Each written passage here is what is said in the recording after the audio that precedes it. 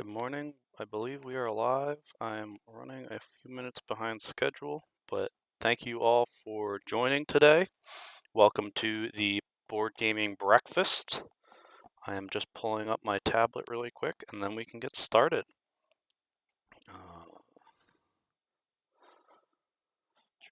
Hope everyone's week is off to a good start. We're trying a new audio setup today. So if it sounds better than the last ones, let me know in the comments below. I believe we are present with share screen.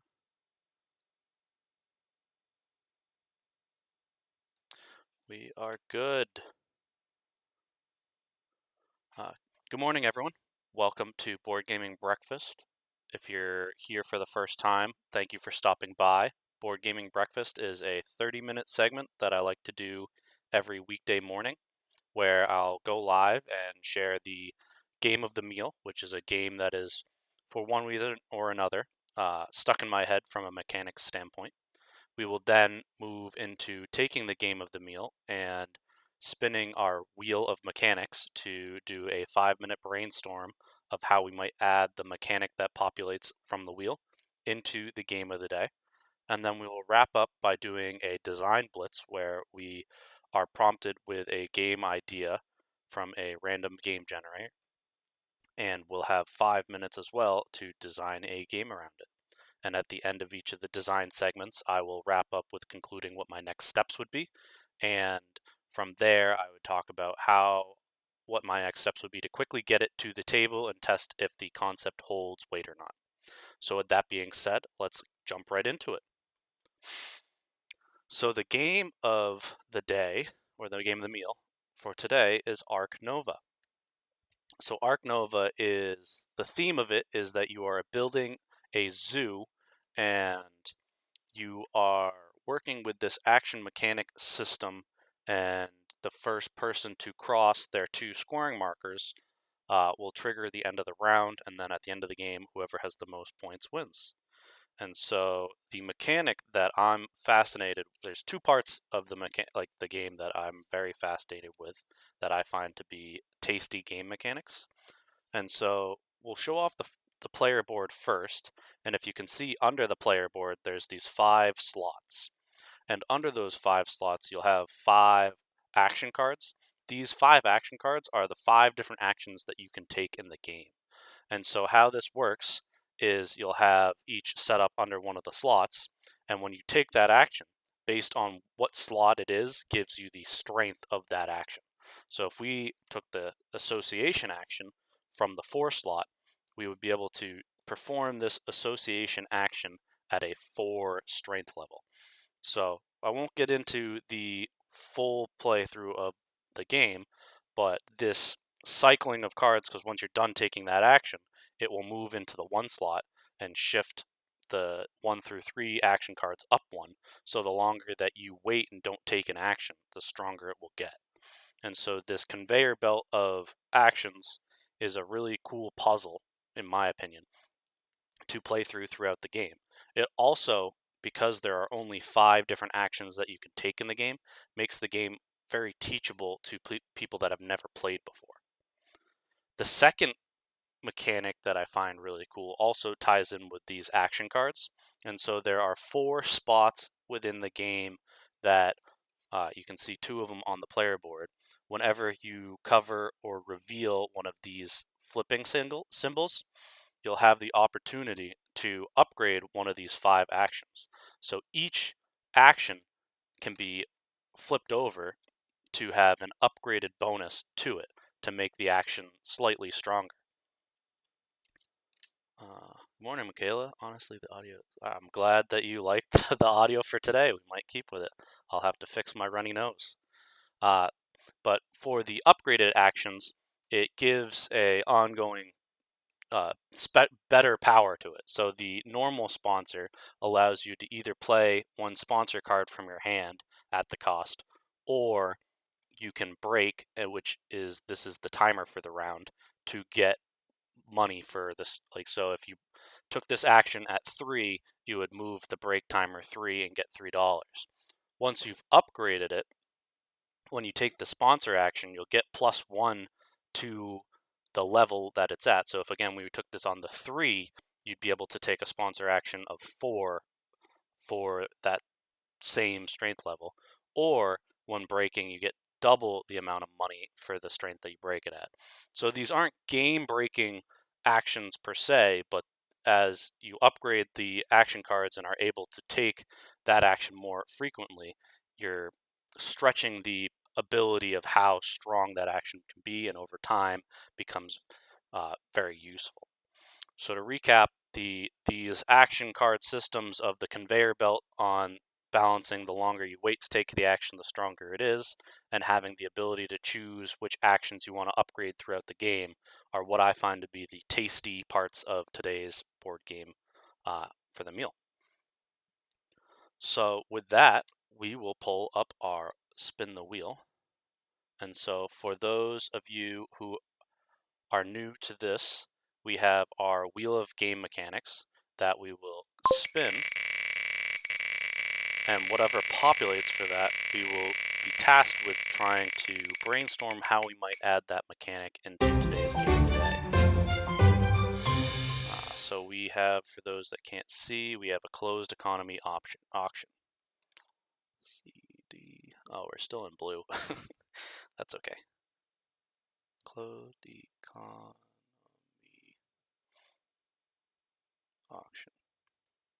So I believe what the closed economy auction is saying is that there is a fixed amount of money that you have, and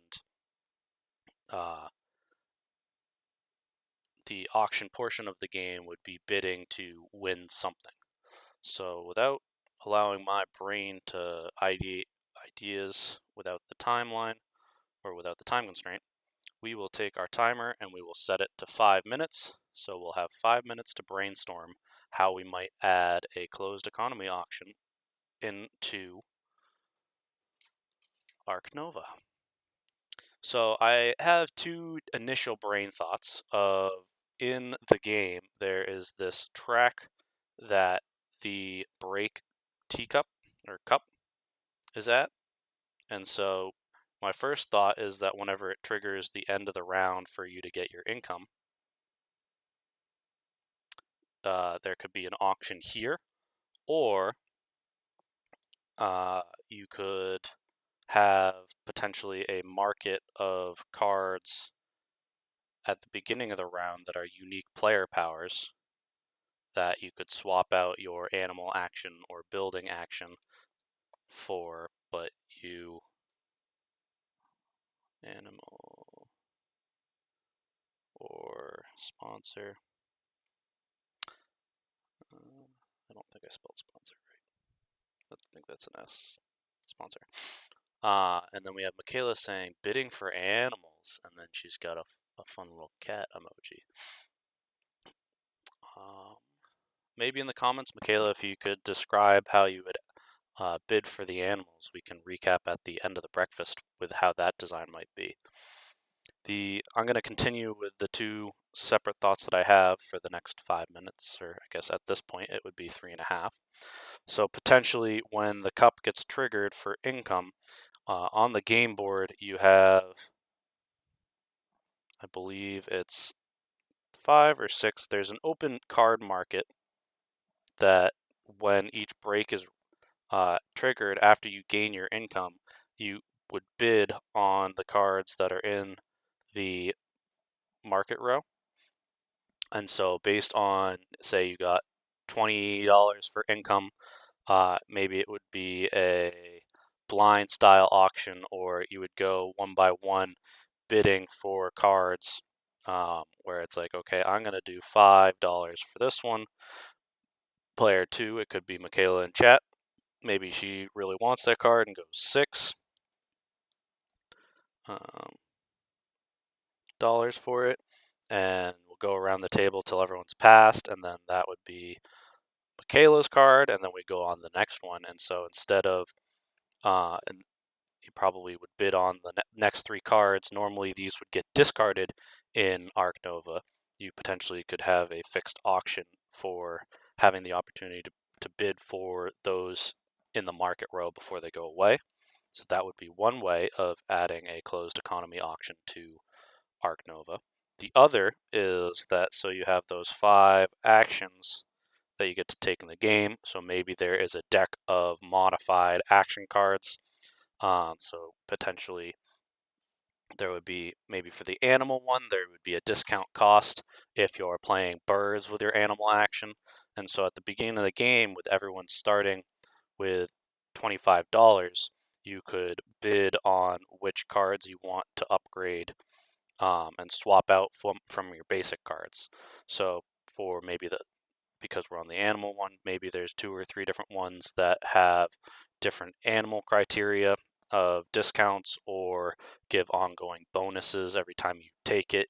You gain income for a certain amount of animals in your zoo. And so these would all be unique action powers that at the beginning of the game you would decide how much of your starting money that you want to spend on upgrading those actions. And so for anyone that's played uh, Downforce, I think has an initial like auction for what cars you want to draft. Maybe after you look at your private objectives, you get to decide how much of your starting income you want to commit to having a unique power for the game.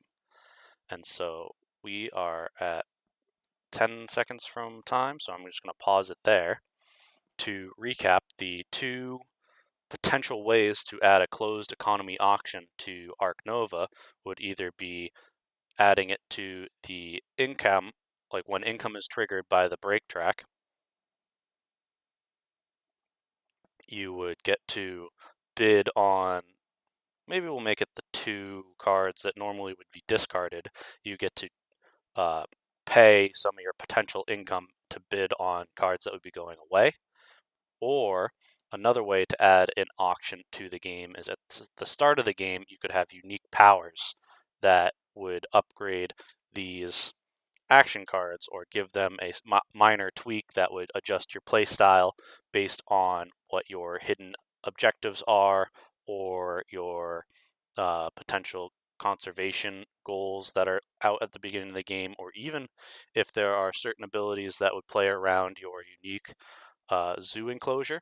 So for this one, um, maybe a way. So because this board encourages you to build around this lake, because when you cover any of those symbols, you get the reward, and those symbols there are money. So potentially there's a building action that allows you to build uh, one cost higher for an enclosure without paying the extra $2 per the size. There would be a bunch of unique actions that at the beginning of the game you would get to draft, or not draft, do an auction bidding style for that.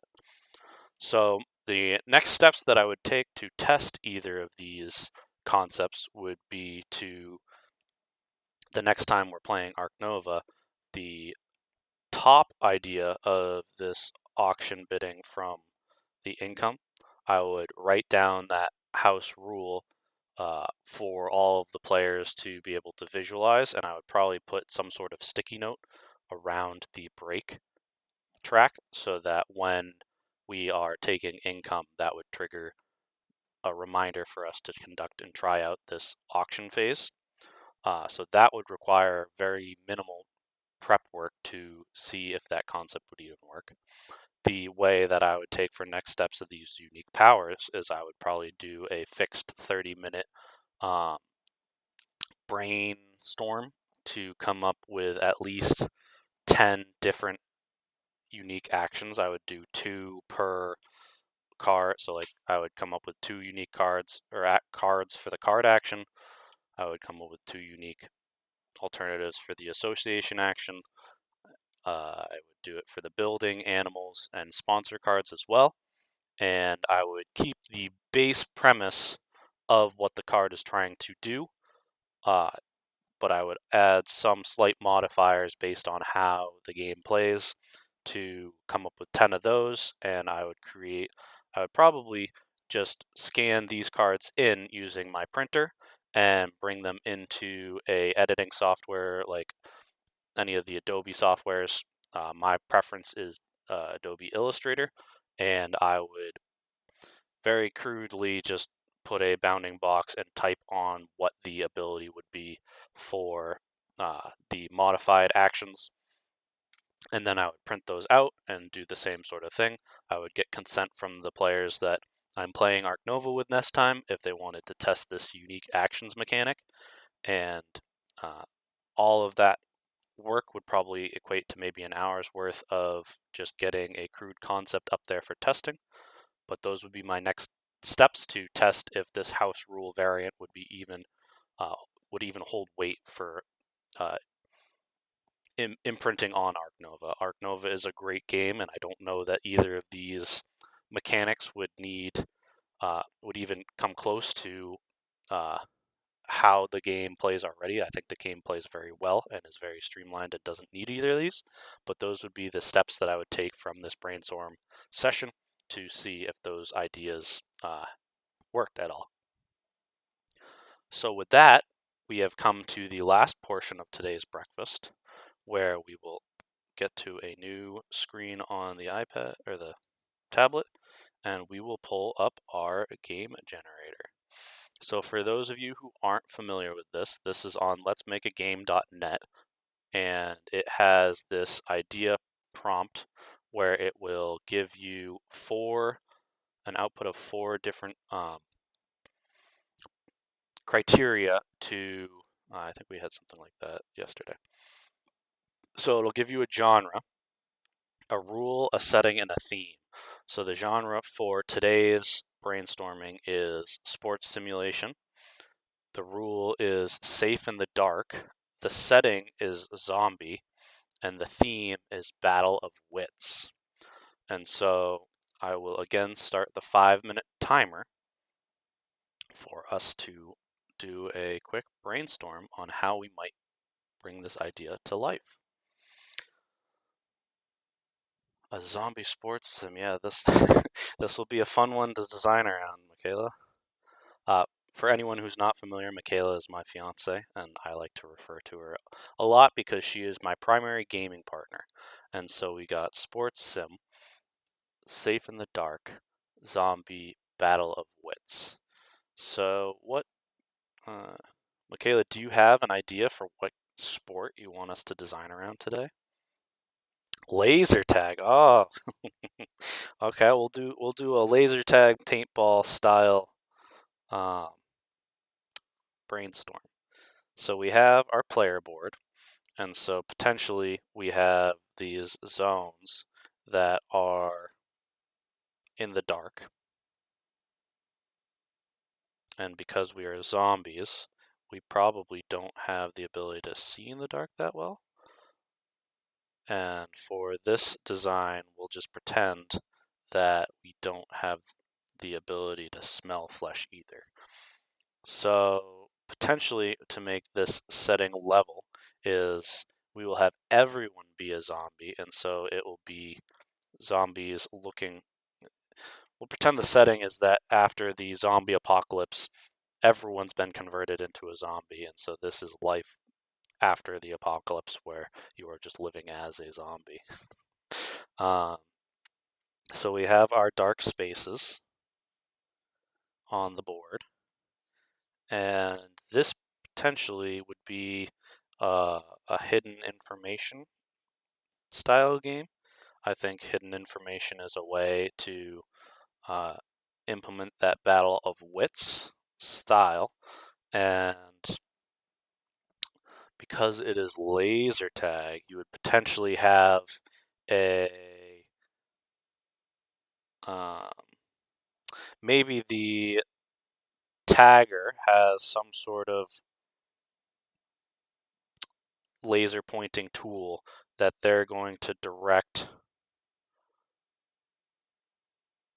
where it hits for the round, and maybe you start, the board is entirely black, and so these are different puzzle pieces that this would be like a part way through the game setup, but you have all of these different pieces that would randomly fit together, and they'd probably be more polyomino-esque.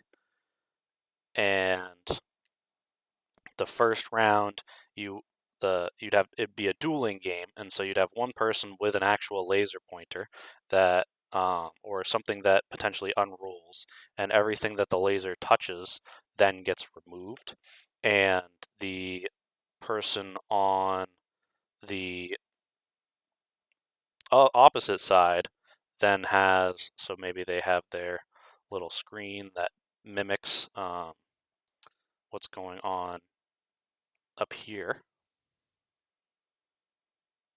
So copy that, paste that, scale it down. But they have some sort of hidden player board here that, ooh, that didn't work as intended. But they have their little,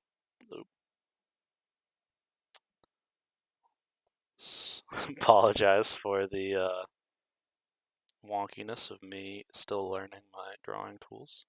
But you have a hidden player board that mimics what is shown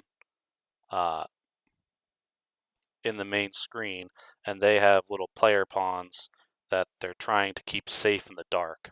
And so it could be this cat and mouse game where the one player has certain cards that they can use to deduce more information of where they get to remove polyomino tiles, and the other player at the end of each round gets to would reveal, oh, you've caught this one because it was in the light when the laser showed, but it almost be a re-implementation of Battleship, the classic, trying to deduce where everyone's ships are.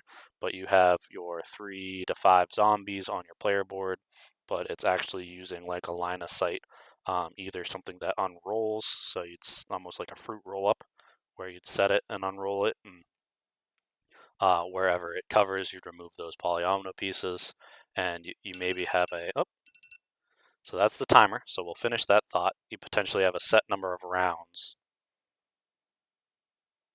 to try and capture all the other players' zombies. So to recap, we have a double hidden deduction style game where the one player is the almost flashlight tag finder, and then the other player has these 4 or 5 hidden zombies that they're trying to keep in the dark from being seen. And there is a polyomino setup board that is randomly generated. There's potentially a deck of cards that shows the setup for the game, and you have one player trying to light up and remove the board and catch zombies, and you have the other player trying to find them. And so the next steps to test this would be, I would probably try to create a mock-up of what this is going to be. I like the idea of a laser pointer, but I don't know that that would cast the best, it would be the best implementation of a playing surface. So I'd potentially use some form of ruler or something that, I'd honestly probably take a tape measure. And so you would orient where your tape measure is placed, and then you would just pull out for this portion of casting the light. I would find a game that already has polyomino pieces, and I would generate a bunch of cards to create an orientation. To get this to be a playable state, I would figure out what the grid is for number. I'd maybe start with a 10 by 10 and figure out a bunch of ways that you could orient different polyomino shapes into that 10 by 10 grid. And then I would probably just use 4 or 5 pawns for the person to have that same grid back in the back here. And I would spend 30 minutes to come up with a rule set to write the instructions to figure out how many spaces the person with the hidden zombies can move them, maybe one space per round. I would then come up with those rule confines to then test this game as quick as possible. So that is Zombie Laser Tag. We could even call the title of it Safe in the Dark, but that is the game generated of the breakfast. So thank you everyone for stopping by. I'm going to quickly recap and look in the comments to see if there were any questions asked.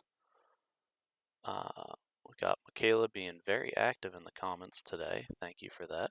I think it'd be a fun idea to test out as well. So maybe we'll send a follow-up recap of when Michaela and I get Safe in the Dark tested at the table.